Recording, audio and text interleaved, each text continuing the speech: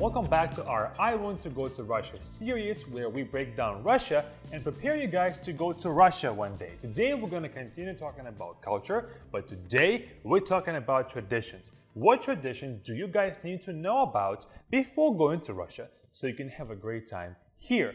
First is we do not smile at strangers. It's the first rule you should take away from this video is that we do not smile at strangers. Because in Russia, smile has a different meaning compared to, let's say, the States. In the States, a smile is a sign of being polite. When you see a person, you look them in the eye, you make eye contact, you smile or you nod, right? To acknowledge them, to be polite.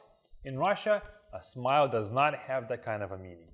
In Russia, we only smile when something is funny or we are happy. Let's say you see your old friend, you're happy, you smile with them, right? And then somebody made a joke, you smile as well. So do not smile at strangers. However, of course, whenever we are in our circle of friends, of course we smile a lot. We smile, we joke, we laugh and things like that. So Russians do not just always have a straight face, no smiling ever. We just simply do not smile at strangers. Next is we answer fully to the question of how are you? So we don't just say, hey, what's up? And we keep on moving. We have to answer fully to the question of how are you? So if somebody's asking you, как дела, which means how are you in Russian, we say всё хорошо, everything is good, or нормально, which means all right.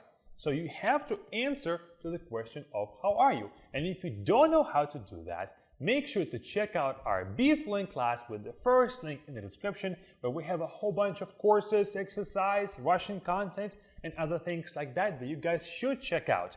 And we put together a whole course for traveling called Russian for Traveling that will teach you grammar, vocabulary, cultural things for you guys to have a conversation with the Russian whenever you get to Russia. All right, check it all out with the first link in the description. Next tradition is that Russians love to have guests over at their place. We go to each other's house a whole lot. And in fact, I cannot remember last like a family birthday that we spent outside of somebody's home. We don't go out to a restaurant, to a movie theater. We typically celebrate holidays and birthdays at home. But we also invite others to our homes just to have lunch or to have dinner on a regular basis. And when you go to somebody's house, you can expect to have a full table full of food, desserts, tea, drinks, and things like that. So whenever you go into somebody's place, do not eat beforehand. Do not eat anything beforehand. Even if it's just a cup of tea, they will still feed you.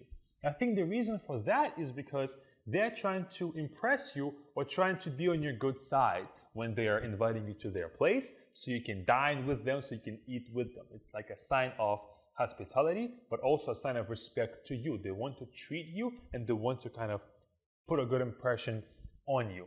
And the next tradition kind of ties with this one is that whenever you go to somebody's place, you never go without a gift.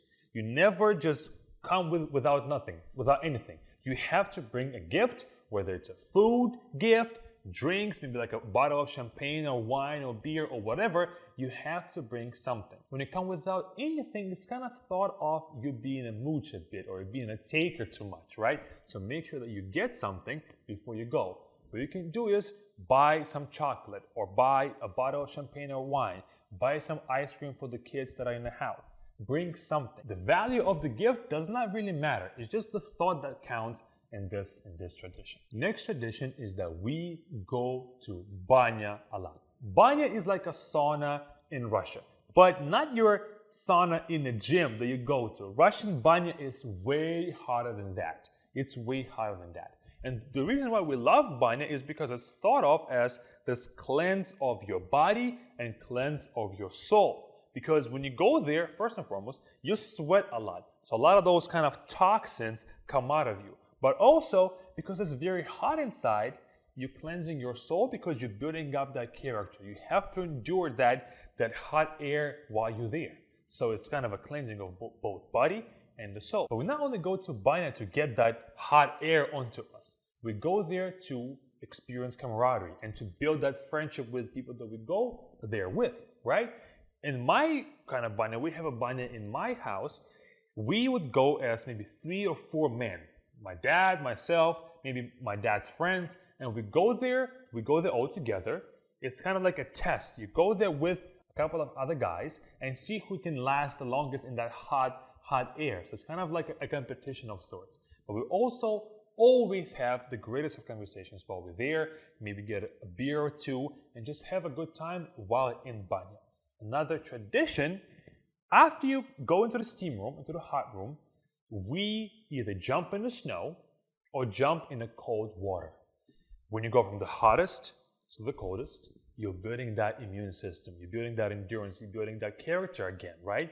It's something that we do. It's kind of like to test ourselves and to test our bodies and to test how tough we are, all right? So banya is another tradition. Whenever you go to somebody's place, ask them if they're going to have a banya there because you might have to be prepared to do that. Another tradition, we kind of touched on that already, is that Russians love to talk heart to heart. We call it разговор по душам. Similar is the talk soul to soul, similar to heart. We love doing that. We love getting kind of very personal with each other, to lay out our deepest secrets, our deepest problems to somebody else, to talk it out, to resolve it. And I think that's something that I was missing while I was in the States, honestly. I couldn't have the conversation with anybody, and it was a little bit too surface level to me.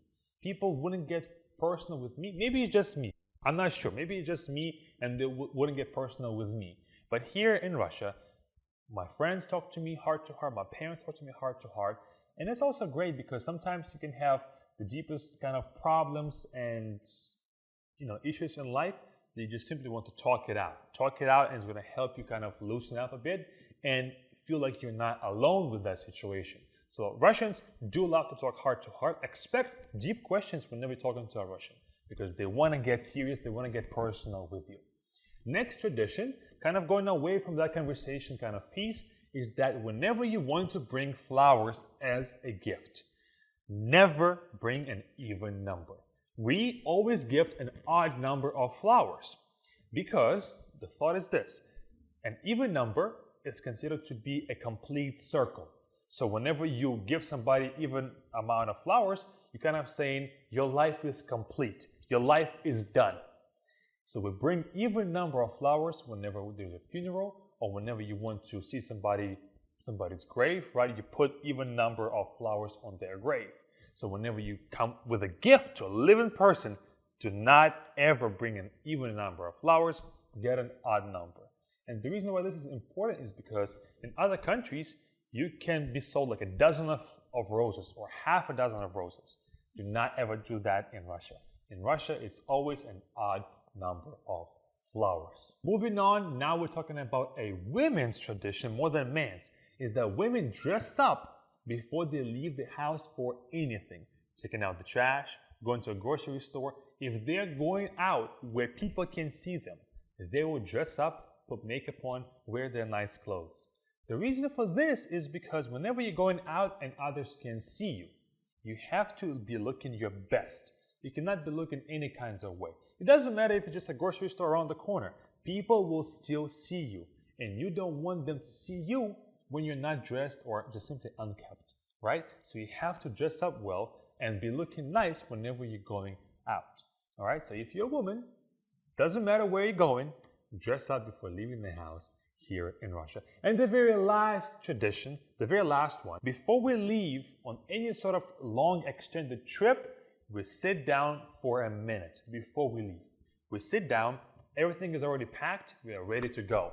We sit down to gather our thoughts, to simply calm down, because whenever you are packing, you're rushing, you kind of are hot-headed, right? So before you leave, you sit down for 1 minute to chill off, to calm down, and to chill out before you leave for your trip.